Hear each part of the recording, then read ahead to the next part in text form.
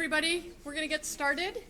My name is Ellen Grant. I'm Chief Operating Officer here at GMRI, and we're thrilled to welcome you back to the next of our series of C-State lectures, this one called Motion of the Ocean, if you didn't catch that. For those of you who haven't been here before, just want to remind you that we've got restrooms back behind where you came in down the hall. And we ask that no food and beverage is in the Cohen Center where we are. How many of you have come to one of the prior lectures in this series, Motion of the Ocean? Great. And how many have been to a GMRI lecture, C-State lecture, sometime in the past? Great. Okay, well, it's really nice to see you all. I think you all probably know quite a bit about GMRI at this point. For those of you who don't know, we are really dedicated to the health of the Gulf of Maine, and that includes the economic and ecological sustainability.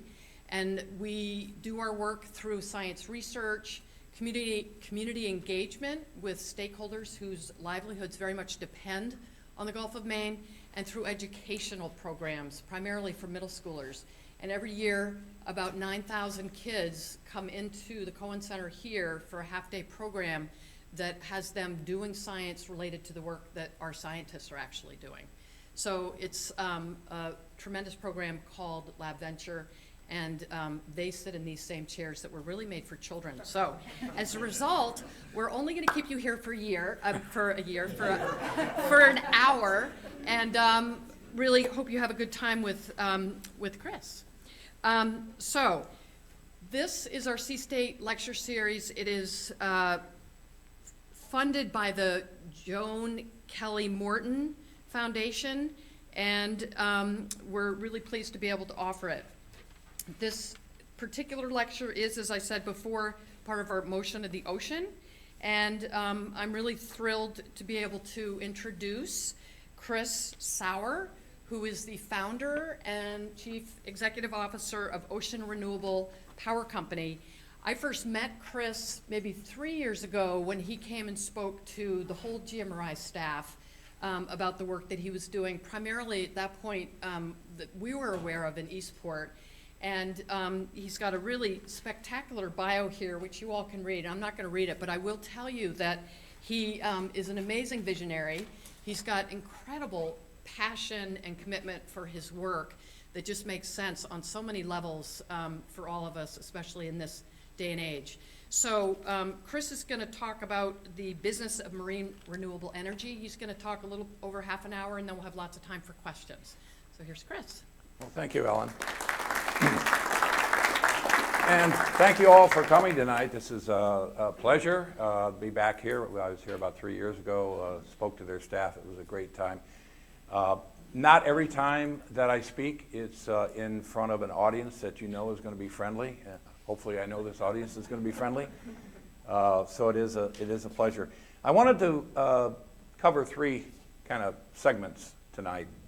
First, I thought it might be interesting for you to, for me to explain kind of the inspiration behind this whole crazy thing we're doing. So I'll talk a little bit about that. Then I want to update you on the company, what we've been doing. Some pretty exciting things. It's every day is different. It's really pretty cool.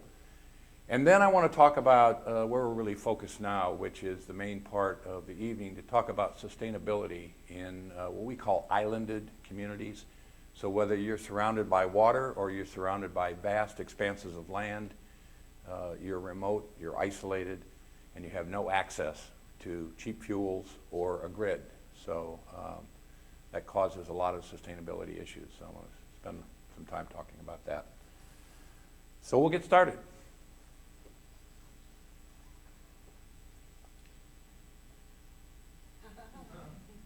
So about 70% of the world is covered in water. And actually, thanks to global warming, that's growing. That water, whether it's an ocean, whether it's a river, whether it's a lake, is almost always in motion. And so for any of you, and probably most of you who have experienced standing on the seashore and getting knocked over by a wave, you know that water, when it's moving, has an amazing amount of power, of energy. In fact, if you compare water to wind, say, water currents have 832 times the amount of power that wind does. And so one way of thinking of this Earth is that it's this huge pool of energy that really has yet to be tapped.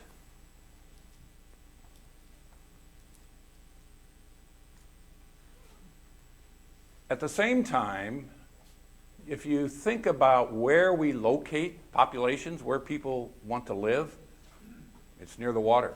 They need it for transportation, for agriculture, for drinking water. Even if you go to the Midwest and you find, towns there, they're located on rivers. So almost all of the electricity that's used in the world is used within close proximity of a body of water, whether it's an ocean, whether it's a lake, whether it's a river. But that's where electricity is being used.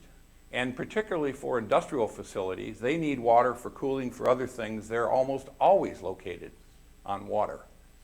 So here we have a situation where you have this huge pool of energy, and you have the need for that energy virtually next to it.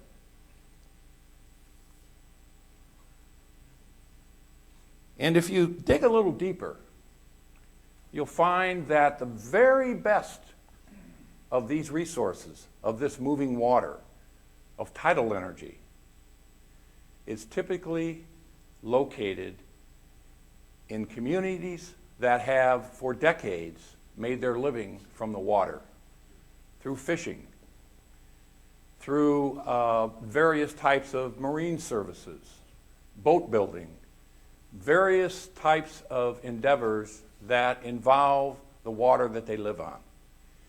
And unfortunately, most of these communities have been in decline for decades, some of them for centuries.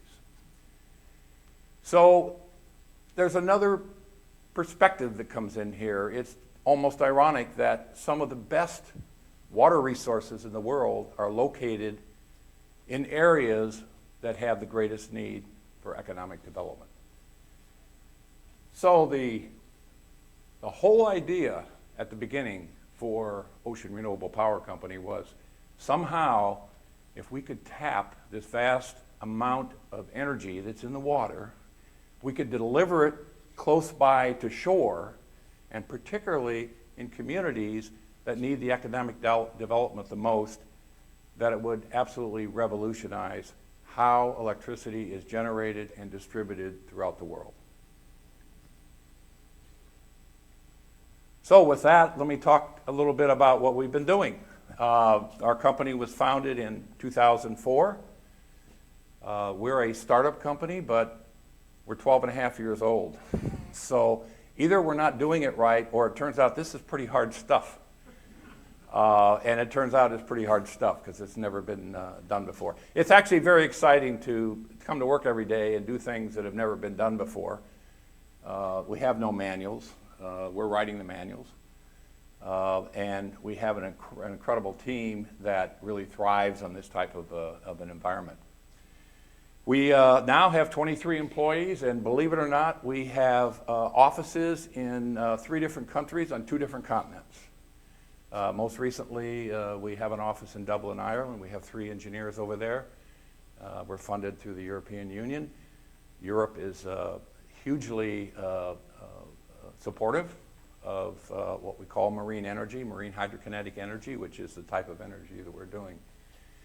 And we're proud to say that we are actually the only company in the world that has actually built projects and delivered power to shore from both a river marine hydrokinetic project and a tidal project. And that's because of the uniqueness of our technology, which I'll show you in a minute. We've also earned the distinction of really being the best in the industry in terms of our approach to project development. our community outreach, our collaborative cooperation with agencies, with government officials. We realized early on we don't have all the answers, so we need to interact with people. We need to get their input into what we're doing, and that has served us very well over the years. So this, in case you hadn't seen a prior presentation of ours, this little machine here on the bottom is what we call our turbine generator unit, for obvious reasons. We belovedly call it our TGU. It's unique in the industry. We have competitors. They are primarily from Europe. Not a lot of competition here in the US. And this is truly a unique approach to this type of energy. Nobody has anything quite like this. As you'll look at it, you'll notice it's kind of very wide and not very tall. That's a huge advantage for us because it means we can get into shallower sites than other competitors' technology, and that's a huge advantage, particularly in rivers where you're usually challenged with not having enough depth. We think that the arrangement of this, there's really only one moving part. If you look at this, it's just one moving part. It's the turbines and the shaft and the rotor and the generator all turn as one piece. So as big as it is, it's really only got one moving part. So minimum in terms of mechanical complexity. And we think that's a huge advantage in terms of long-term maintenance. We've done 11 different project deployments. We've tested 5 different generations of our technology. We are currently well along in the commercialization of our 6th generation of technology. As I mentioned, these projects include both river and tidal projects. We have learned how to work through all the complex issues that are involved dealing with fishermen, dealing with the regulatory environment. And as I said, we do that because we get in early, we talk to people, we develop a relationship with them, we freely exchange information, we seek their input, and we use it.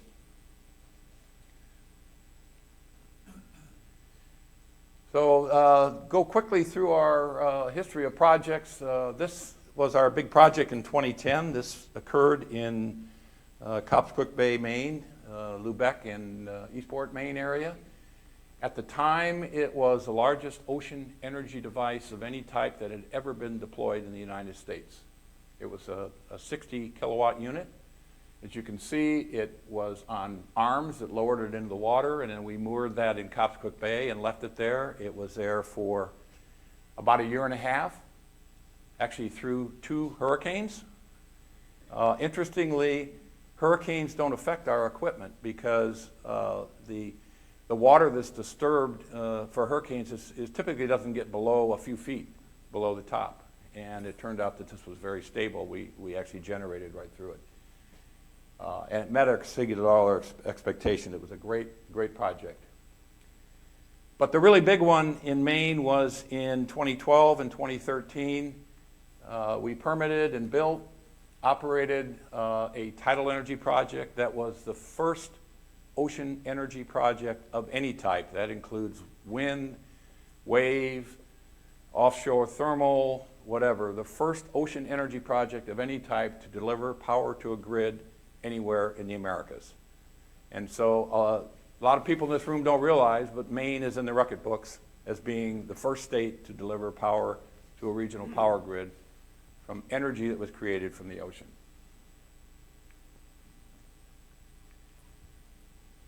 Our latest project we completed in 2015 was a really excellent project. It was our river system we call RivGen.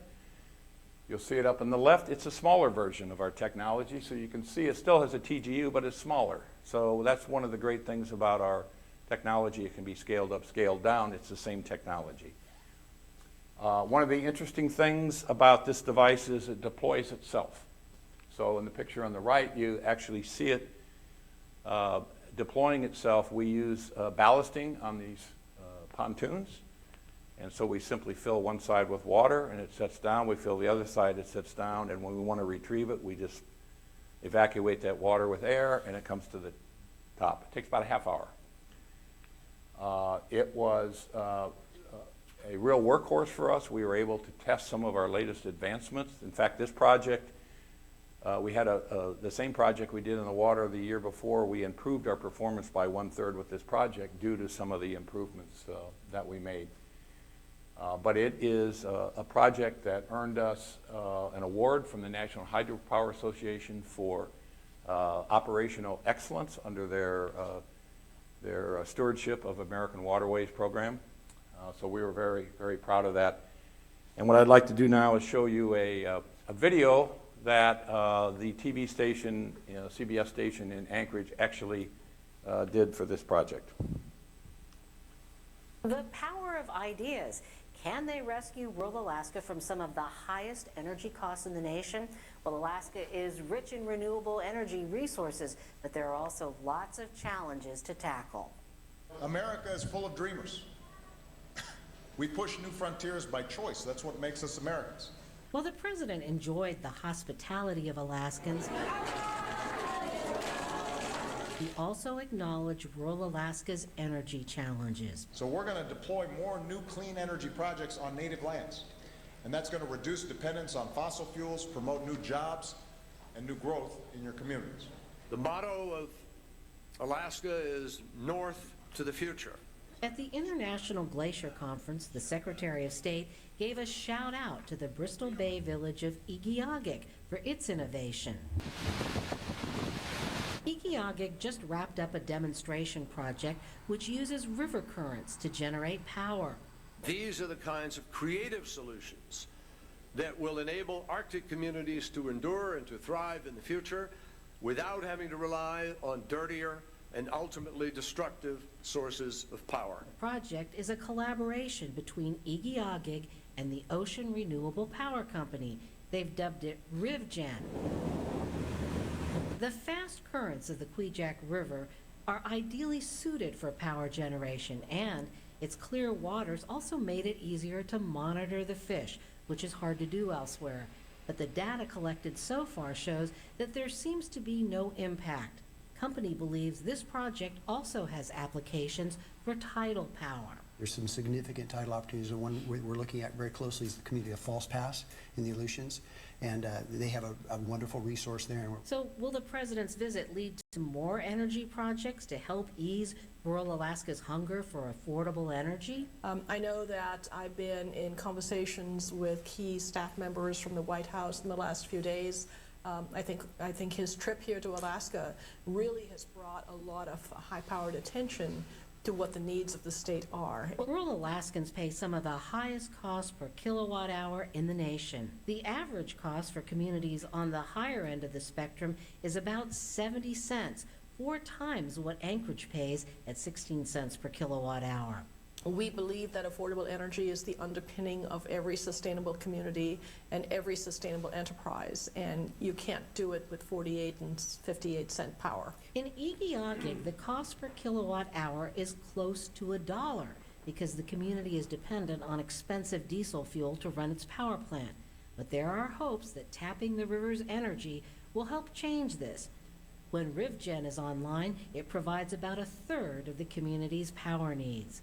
Rhonda McBride, KTVA 11 News. So obviously we were pleased when they made, this couldn't have been it couldn't have been a better infomercial for our company, but we actually didn't have anything to do with the making of that other than supplying a video, so that was great. But it does bring us to where we're really focused. We realized years ago that particularly with natural gas being as cheap as it is, it's going to be cheap for a long time, that we will never be able to compete, well, not never, but for the near term, we'll not be able to compete with natural gas. So we started to look at what we call the remote community market. And these are communities around the world. Over 700 million people live in remote communities that are powered by diesel. They pay typically anywhere from 50 cents to $1.50 a kilowatt hour for electricity. In fact, if you look at the number of people in the world that live in remote communities, including those that don't even have electricity, it's more like 2 billion people. So it's a big market. Diesel generation is expensive, it's dirty, it poses risk in terms of fuel handling. In fact, an area that we're focused right now in northern Quebec, Inuit communities in northern Quebec, an area called Nunavik, for any of you that may be familiar with Quebec. They had 3 major diesel spills last year, and these are people that rely on subsistence fishing, so it's a huge issue. These are mostly communities that are consisting of indigenous people, and as you would expect, they're located on water. They're either on rivers or on the ocean, and in this case, being as far north as they are, they have tremendous tidal currents. So if you look at the map, we usually don't look north of our northern border, but if you look north of that and north of that, you'll find hundreds in North America, hundreds of these communities that rely on diesel or have no power at all and are sitting on tremendous hydrokinetic resources. These are communities that are struggling. Sustainability is a major, major issue, and as you saw in the video, energy is a huge part of the sustainability solution. So we see ourselves as being a big piece of that solution. Worldwide, you can see areas that are relying on diesel. When we get bigger, we'll be able to expand to some of those areas. For right now, we're focused primarily on North America. So what do we bring in terms of a solution? First of all, we bring renewable electricity that's generated from local resources. There's no transportation involved. It's something that they have there, they just never have been able to tap it. So that's a huge advantage. In many of these islanded communities, they actually are not allowed to use a certain amount, they're only allowed to use a certain amount of electricity.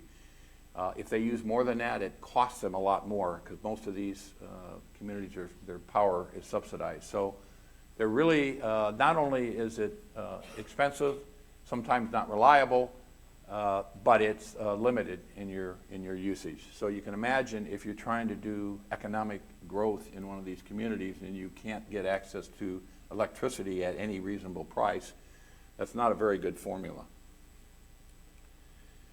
The second kind of leg of our three-legged stool is the fact that we are significantly reducing their environmental risk. It's not just that we are not producing any greenhouse gas emissions, but it's in the whole supply and delivery and storage of fuel that poses such a risk. So what we're providing is a solution that doesn't need any of that. And third, and very importantly, is local sustainable economic development. Our business model is we go into these communities, we can provide the system, we train local people. The project in Maine and the project in Igiugig, Alaska, if you talk to the local people. Igiugig, by the way, is a village of about 60 people, and I think probably half of them have worked for us. These are people that know how to work on the water. That's been their livelihood for generations. They're people that are dying to be able to make a decent wage. There are people that are excited about doing something that's going to better their community, and they're looking for long-term solutions. They're tired of the boom and bust cycles that they go through.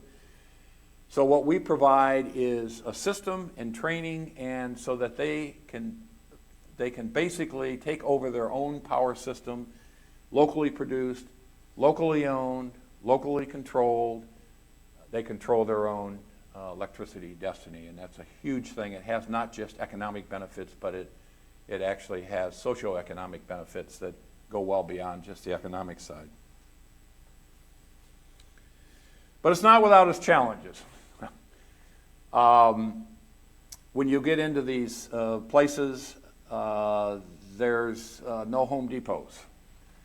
You know, there's no Lowe's. If you forgot a bolt, you got to get on a plane in Igiagig and fly 280 miles to Anchorage to get one. So there is not a lot of local infrastructure. You can't rely on, they don't have any cranes. They don't have any big barges and big ships. So you have to work around that. You have to work with local equipment and use local people. And it turns out that that's actually a huge advantage because it's a lot less costly. So we've designed our systems in a way that they can actually be deployed using very, very limited infrastructure. Challenge number 2 are these are very small grids. So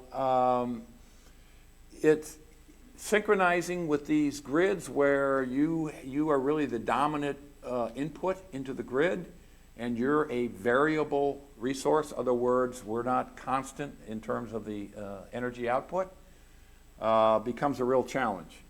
And then being able to sync that with the diesel generator, it takes a lot of expertise to be able to do that. Fortunately, we've been able to tap that expertise, and in the case of Igiagig, we are actually able to run the diesel generator from our generator so that we could use the diesel to do load following, and we actually controlled the diesel from our device. But that took a lot of smart people with a lot of electronics to be able to do that.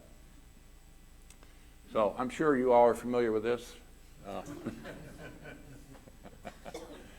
It took a lot of testing, and I have to say a lot of great help from people like Siemens and ABB that we worked with.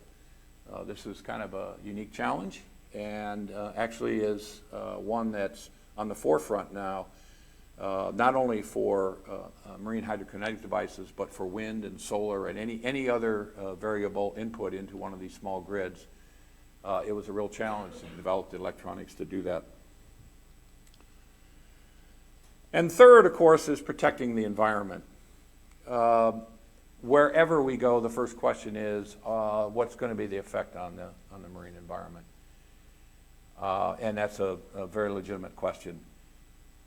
We have, through all of our 11 deployments over the years, we have monitored every one of those. We've had a long-standing partnership with the University of Maine, the School of Marine Sciences, Dr. Gail Zalewski there. I don't know if any of you know her. She's been our partner for years.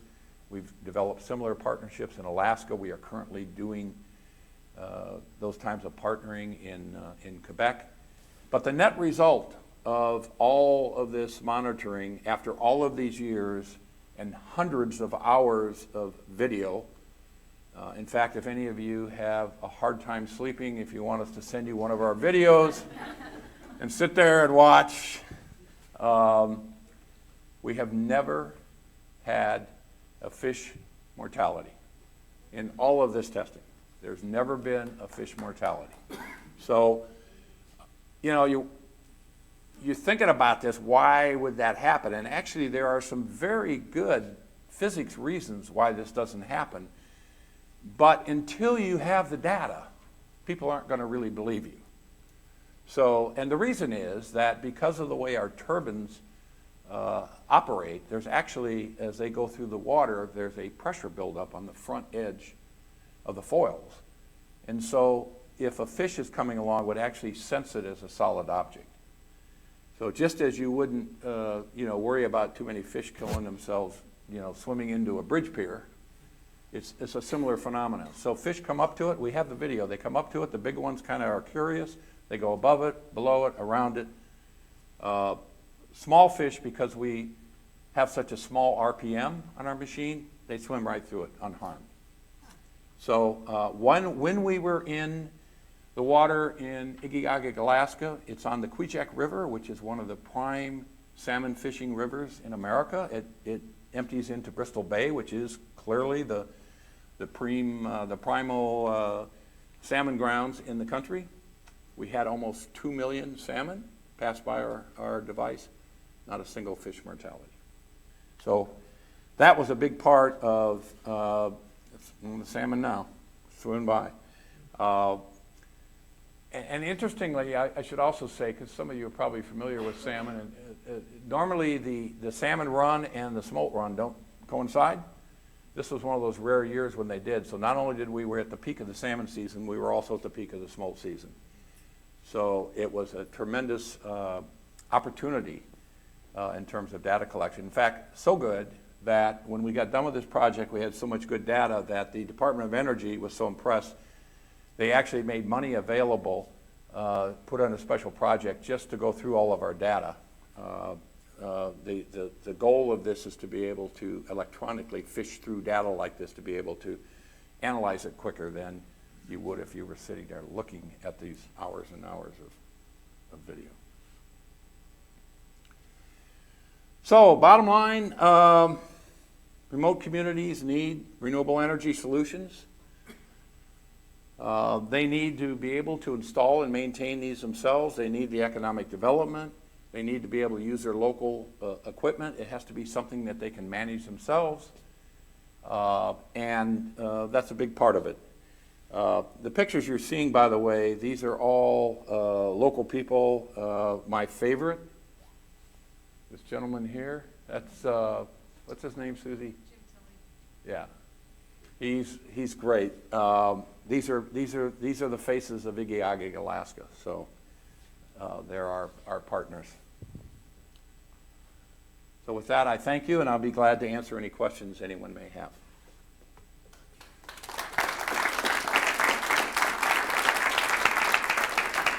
Yes, sir. On your graph showing the output, I'm surprised it was so variable. It was really a short period of time. Why is it so variable compared to the river, not a tidal situation? Yeah, the question is, why was the output variable in a river? You think of a river just flows constantly. Well, in fact, it doesn't. And what you're looking at there are probably split-second intervals. And you see this going on. And that's actually the way it is, because there are variations that do occur in river currents. There's no question. And interestingly, usually when you see a graph of a tidal current, you'll see this nice sinusoidal wave. That's not the way it is. It's like this. So that presents a special challenge to our control systems, because we actually see the current coming to us, and we control our generator. We want it to be at the peak output at all times, peak efficiency. So we have to actually know what's coming towards us and adjust our controls accordingly. And that's part of the electronics that we've developed to respond to that exact situation. Yes, sir? At the present time, what is the cost of electricity, not the delivery, but the cost per kilowatt? Yeah, that's a good question. We use what's called LCOE methodology. It's called levelized cost of electricity. And it's a standard methodology that you can use to basically do an apples-to-apples comparison with any type of electricity, whether it's coal-fired or natural gas or wind or solar or whatever. It takes into account all the capital costs, all the operating costs, fuel costs. Of course, we have none. And then levelizes it over a 20-year period. So I just wanted to say that's the accepted metric. And it also takes into account the cost of capital to install these things. So the first project we did in Copscook Bay, the one where we made history, I'm sorry to say we were at about $8 a kilowatt hour. Igiagig, we did better, but it was, of course, these were demonstration projects too, so there was a lot of other costs involved, but we were way up there. So I think it's more meaningful to talk about where we are today. And where we are today with tidal, we're in the 40 to 45 cents range, and with the river, we're in about 45 to 50 cent range. Now that's expensive for, if you were into the grid here in the U.S. But that's half of the cost of electricity in Igiagig or in northern Quebec or in most remote communities. And as we bring our production up, and we're not just making ones and twos of these, we're making 100 or 1,000 of them, our costs will come down significantly, and we see ourselves within 20 years being at 10 cents kilowatt hour. Yes, sir. It's a pretty big machine, one big moving part, but it's a pretty big machine. Comes apart in pieces that can be shipped and assembled on site. So I've seen floating that all the way around the town would have been cost prohibitive. Yeah, that's why we do it locally. So you'll see there's a fair amount of steel in our system. That's all fabricated locally. We don't fabricate in one place and ship it around. The only truly proprietary pieces of this are the generator, and right now our generator supplier is Rolls-Royce Marine in Norway, not Norway, Maine, Norway the country, and the turbine foils, and they can be fabricated and shipped unassembled somewhere. So what we do is we set up an assembly facility. So I'll use northern Quebec as an example. There's the largest of these remote communities, a community called Cushwac. And there will be a facility there where we'll ship our components that'll be assembled and then deployed from there. So that's the way we get around that. And that's part of our value proposition. We always are trying to find local suppliers and fabricators, and assuming they have the quality or we can teach them the quality, that's our preference, and it gives us a much lower carbon footprint too in terms of shipping parts around the world. In the back. As far as, actually, I know you've got the shallow spaces, but the level of sedimentation that you'll find on any seafloor or river surface has a lot to do with the nutrients and the oxygen level, and which can change and do to the ecosystem as well. I know you said you had low RPMs on machines, and I'm sure there is some churning that's happening of the floor. Actually, there's been very minimal. We've done those studies. Our project in Eastport, that was one of the monitoring plants that we had, was to look at sediment transport and sediment buildup. And because the actual turbine is not right on the bottom, it's higher up, we really had none of that. Scour. And we had a little buildup here and there, but it honestly was a lot less than we ever thought. I should mention that what you're seeing is our old technology, and our new way of anchoring these things, we don't have any steel frames anymore. We have taken our TGU, we've put a buoyancy wing above it so that it's positively buoyant, and then we hold it in place with tension mooring lines. So we don't have any real structure under it other than anchoring those mooring lines. So we've significantly reduced there wasn't really necessarily a detrimental impact to the bottom, but we've reduced from there. Roughly how deep are you going in? How shallow is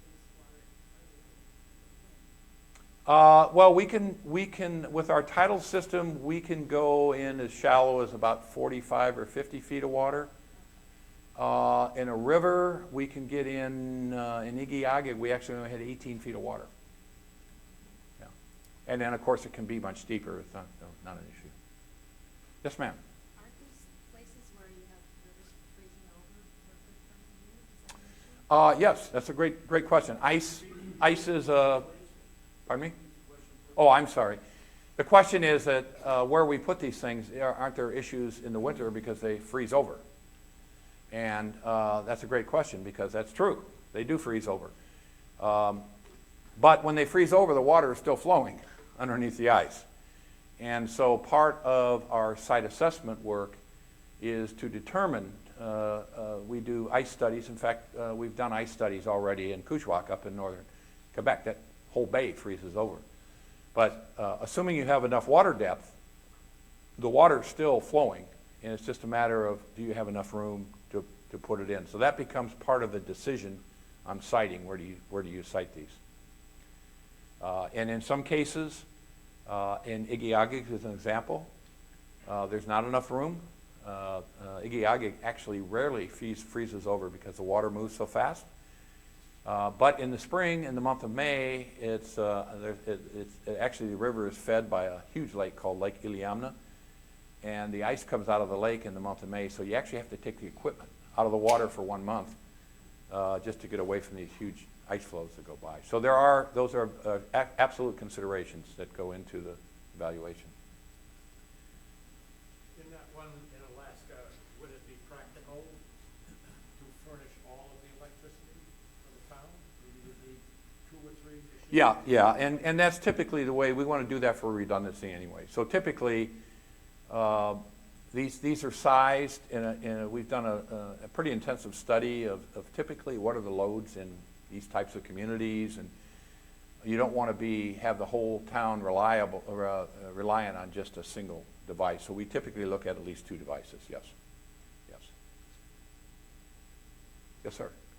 Well, 2 questions. One, in the Maritimes in Canada, the river changes so dramatically. I mean, you have a huge pressure from the ice out and the trees and everything else come down, and you've already spoken to somewhat about you may actually have to take these things out. Second thing is kind of a sidetrack. The original idea about tidal power was these big projects that would trap the tide and run generators going in and out. Do you see any future for those? Well, yeah, they're tidal barrages, basically. They're essentially dams that allow water in, and then you generate power by letting the water come through the, there's actually one in Nova Scotia. The problem with those are anytime you're building a barrage, you're impounding water, you're significantly changing the environment. And it's very difficult to get something like that permitted because there's essentially permanent damage to the environment. Species aren't able to get to where they need to get to, et cetera. So that's something that's been looked at a lot over the years, but honestly, I don't really, particularly in this country, I don't see that ever happen. And actually, there's a big proposition for one in England right now that's not going too fast, too far.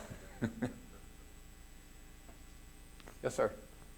In a tidal river, depending on which way the water is flowing, does it generate power in both directions?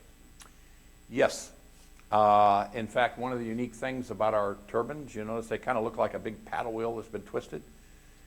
And it's a little bit counterintuitive, but no matter which way the water hits it, whether it's coming or going, they always turn in the same direction.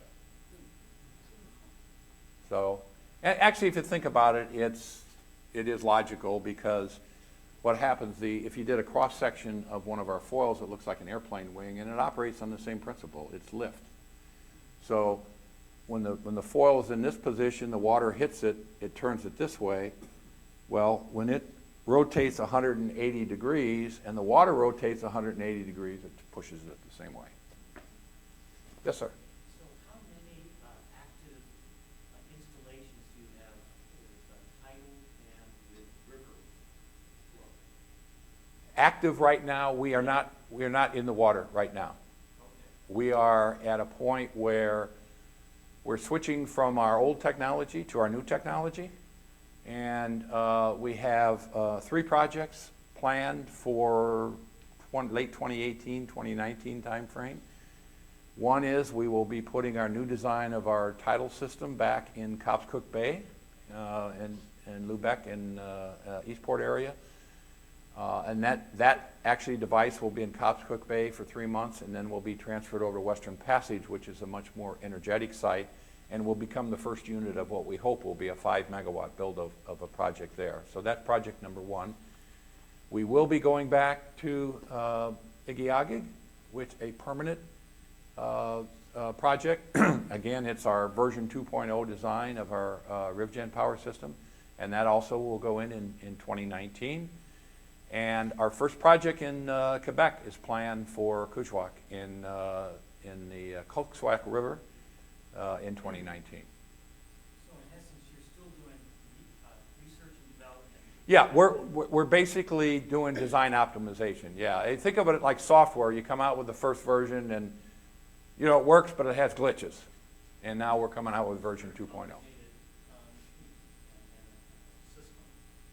Do you offer financing, or will your company offer financing for communities to install? One of the things we're looking at is working with communities where we could actually provide the equipment, and there would be some sort of a full service lease arrangement, and that would typically be done with local involvement from finance institutions, et cetera. Yes, ma'am. Do you incorporate your R&D costs into the price of your services, or are you able to get that separately funded? No, actually, we've been very fortunate in our ability to attract R&D money. To date, we've raised over $80 million, and over $41 million of that has been from either state or federal grants here in the U.S., in Canada, and in the European Union. And so most of those grants required matching funding of some sort, and we've been able to raise that in the private sector. So one of the things that we've been able to do very effectively is the combination of government funding attracting private investment, and we're roughly 50-50. So that's not a R&D cost that we have to write off over time and recover. It's a one-time cost that's been paid for. Yes? I just had to make a note. It's kind of a two-part question. I guess you mentioned fishermen, so how do you, I can imagine that fishermen getting gears tangled in one of these is bad for them and bad for you. It's just how do you work with that problem potentially? And then also, just other things that might get tangled up in one of these, some other stuff in the water. Does that ever happen? No, well, we get some seaweed that holds up for a couple of rotations and goes. We're not at the top of the water column, and we're not at the bottom of the water column, so typically debris is going over the top. It's floating. It goes over the top of us. Now, some of these rivers, somebody mentioned in Atlantic Canada, you get these huge, the same thing in Alaska. Those are issues, but typically things just float over. To the whole dialogue with the fishermen, that's one of the things we address early on. We talk to the fishermen. I'll try to summarize what our approach is, tell you a little story about how we came to choose our site in Copscook Bay, as a matter of fact. I don't know if any of you know Will Hopkins of the Copscook Bay Resource Center. Incredible guy. I met him early on. The second person I ever met in Eastport was Will Hopkins. And Will introduced us to the fishermen, and we started a dialogue. And of course, their fear was, my God, you're stealing bottom space. You're going to take away, and as you know, Copscook Bay is a prime resource for scallops and actually for urchins as well. So we started the dialogue, and we said, look, it's a big bay. It's 42 square miles. And you tell us where are the best fishing grounds for the best resource for scallops. We'll stay off of those. But then there are areas that you don't care about. So we want to know where they are. And then there's areas that, maybe we can talk about. And it took a couple years of dialogue, but they actually drew a map for us. And interestingly, they said, and by the way, have you looked at this area over by North Lubeck Road off of, blah, blah, blah? And we said, no, we hadn't looked at it. He said, well, there's a great current there. And in fact, we don't really care about that much. We don't do much fishing over there. So we looked at it, and lo and behold, that was the site of our project. That was the best resource in the bay.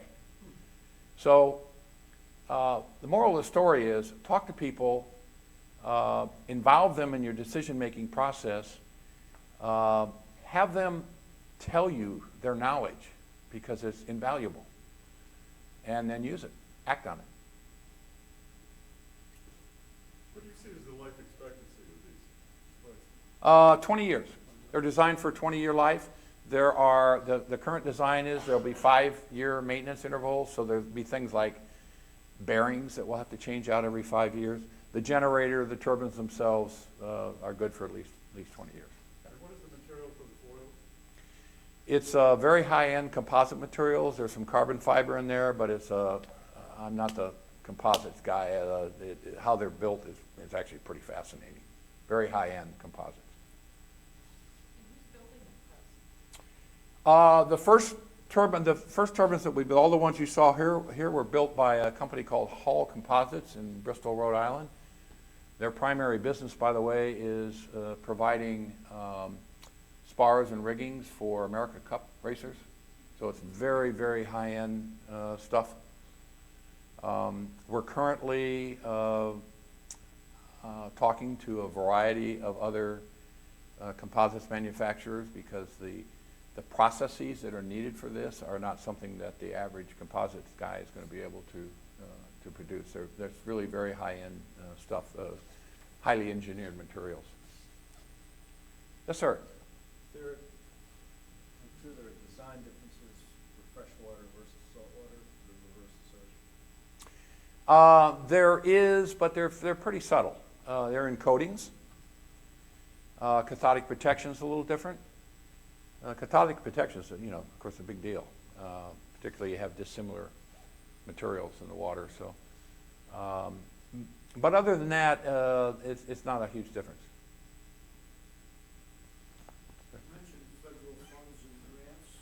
I'm wondering if the new administration might be a possible threat to that. I figured I'd get that one. So far, so good. We have right now outstanding about $10 million in grants that are not yet used. They're all signed contracts. Part of that actually is a contract with the European Union, which is not in any jeopardy. Yeah. But knock on wood, I think we're safe. The real question is there going to be any more funding in the future? And Ellen and I were talking about this earlier, that actually as a company, we're getting to the point where we are pretty close to being able to wean ourselves from DOE. They have been invaluable, as have, by the way, some institutions here in Maine. Maine Technology Institute, we wouldn't be here today if it wasn't for them. Coastal Enterprises, they've been huge. They, like it or not, bought into our vision, and we couldn't have done it without them.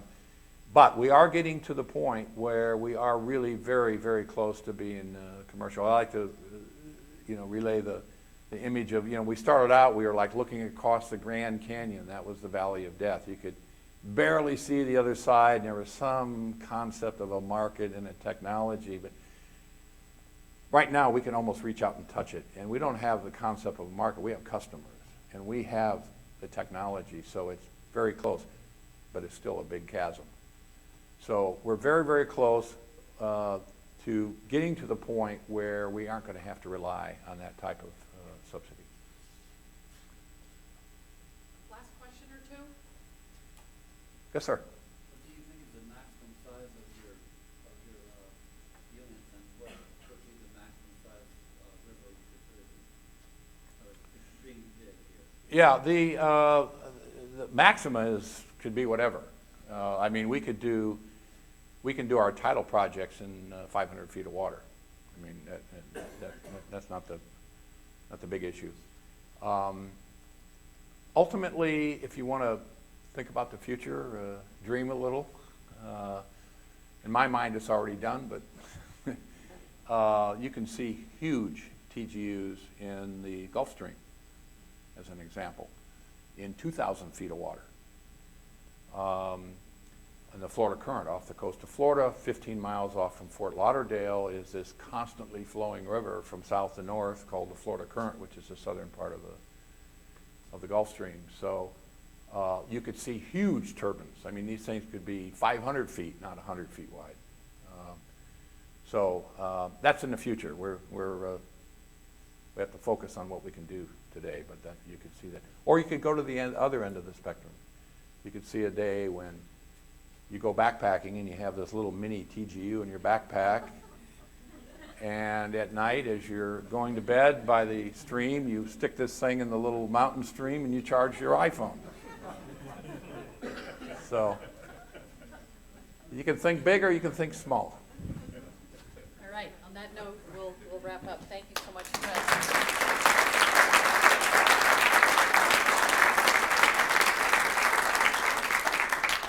All of you for coming. Chris asked before, he said, does this audience tend to ask questions very much? And I said, yes, you can be sure they will. And you had some great questions tonight, so thanks for that.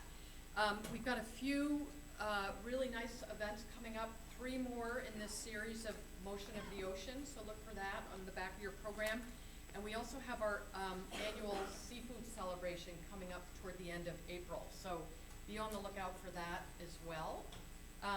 If anybody's looking for more information about GMRI, there's some materials out front, as well as a place you can sign up to be getting regular announcements, either electronically or in print. And I would like to remind you all that part of what makes GMRI tick and thrive is with the support of individuals like you, and there are envelopes out there if you'd like to participate in that. Want to thank the Morton Kelly Charitable Foundation for their support for the C-State Lecture Series, and again want to thank Chris for his great talk. Thank you. Thank you all.